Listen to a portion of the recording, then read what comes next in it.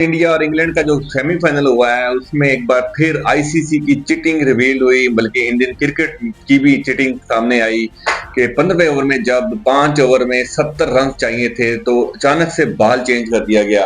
और उसके बाद जो रिवर्स स्विंग देखने को मिली, तो ऐसी रिवर्स स्विंग यकीन माने टेस्ट मैच में भी नहीं नजर आती। जिस तरह लेट स्विंग हरदीप सिंह का हो रहा था, बुमराह का हो रहा था, इस तरह की टेस्ट मैच की बॉलिंग होती है, वो भी 100 ओवर पुराना बॉल हो तो अनप्लेएबल बॉलिंग थी वो। और वहां पे स्कोर करना बहुत मुश्किल हो गया इंग्लैंड के लिए। जिस तरह इंग्लैंड जा रहा था, लग रहा था स्कोर चेज कर लेगा, लेकिन अचानक से बॉल चेंज हुआ तो बिल्कुल समझ नहीं आई बॉल क्यों चेंज किया गया और इतना पुराना बॉल क्यों दिया गया कि बॉल इतना रिवर्स होना शुरू हो गया। आपने पहली इनिंग देखी होगी, बॉल बिल्कुल रिवर्स नहीं हुआ, सीधा सीधा बल्ले पे आ रहा था। और हम ये भी नहीं कहते कि धूप निकल आई थी तो बात, नाइट मैच था, वैसे भी धूप निकल आई तो ड्राई हो गई थी सरफेस, सरफेस वैसी की वैसी रही।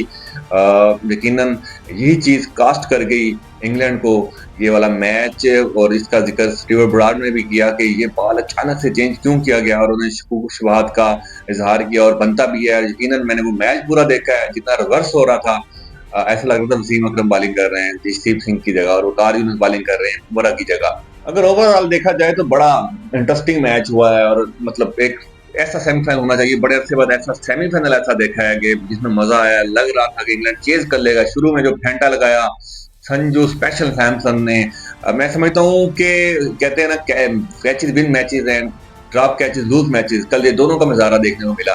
संजू सैमसन का इजी कैच हैरी ब्रूक ने छोड़ा, वहीं पे उन्होंने जब 20-25 पे खेल रहे थे, उन्होंने 89 शानदार इनिंग खेली। फिर जो बैट्समैन इंडिया का आया उसने रज के फेंटा लगाया इंग्लैंड को, रज के। और इंग्लैंड का जो प्रीमियर फास्ट बॉलर है, मुझे उस पर बड़ा गुस्सा आ रहा था, आर्चर पे। उसको पता ही नहीं है इस विकेट पे क्या बॉलिंग करनी है। मानता हूँ ये छोटी बाउंड्री, शॉर्ट विकेट से शॉर्ट बाउंड्री और फ्लैट विकेट पे 200 रन बनते हैं, लेकिन 250 रन ज्यादा खा लिए इंग्लैंड ने। आर्चर ने 4 में 60 खाए।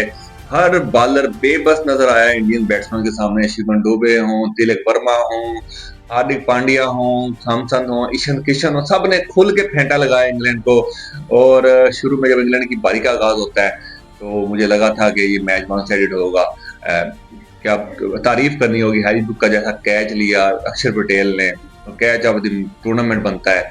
और ये मैं समझता हूँ पहला टर्निंग पॉइंट था वहां पे इस मैच में। उसके बाद जो बैथल ने इनिंग खेली है, 105 रन की शानदार इनिंग, 22 साल लड़के की अंडर प्रेशर ऐसी इनिंग बहुत कम देखने को मिलती है। बहुत हाई रेट किया जाता है इनको, बैथल को।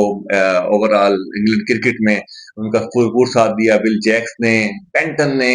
और एक मौके पे लग रहा था ये मैच ले जाएगी इंग्लैंड, लेकिन जो फिर एक कैच पकड़ा विल जैक्स का, दूसरा टर्निंग पॉइंट था वो, बाउंड्री के ऊपर अक्षर पटेल ने।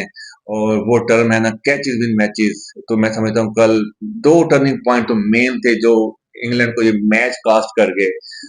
250 रन यकीनन ज्यादा थे इस विकेट के ऊपर, बेशक जितना मर्जी फ्लैट विकेट छोटे बाउंड्री हो, 220 से ऊपर रन चेज करना मुश्किल हो जाता है।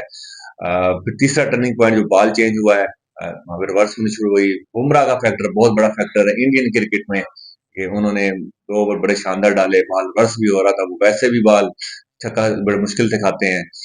फिर भी इंग्लैंड 7 रन से मैच हारा। मैं समझता हूँ शानदार क्रिकेट खेली, ऐसे मैच हारने का दुख भी नहीं होता। ठीक है, अच्छा खेली, अच्छी क्रिकेट के बाद आपको दुख नहीं होता। 7 रन की हार कोई ज्यादा हार नहीं, 250 रन चेज करते हुए मैं समझता हूँ इंग्लैंड की विन ही है ये। लेकिन इंडिया अब सेकंड टाइम कंटिन्यूसली फाइनल में पहुंच चुका है, अपने टाइटल का डिफेंड करेगा।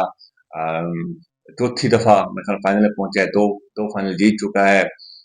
Congratulation to India and hard luck to England. That's what I should से।